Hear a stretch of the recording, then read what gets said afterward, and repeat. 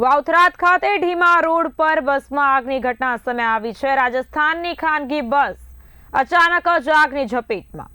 થરાદથી બાખાસર જતી રેગ્યુલર બસમાં લાગી છે આગ। શોર્ટ સર્કિટના કારણે આગ લાગ્યાની પ્રાથમિક આશંકા વ્યક્ત કરાઈ છે। બસમાં સવાર 40થી વધુ મુસાફરોને સુરક્ષિત બહાર કઢાયા, સાથે જ ફાયર ફાઇટર દ્વારા આગ પર કાબુ મેળવવામાં આવ્યો।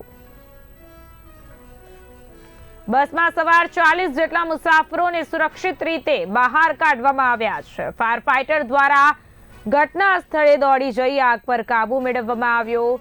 માહિતી પ્રમાણે શોર્ટ સર્કિટના કારણે બસમાં એકાએક આગ લાગ્યા હોવાની શંકા વ્યક્ત કરવામાં આવી રહી છે। રાજસ્થાનની ખાનગી બસમાં અચાનક જ આગ લાગવાની ઘટના બનતા દોડધામ મચી હતી।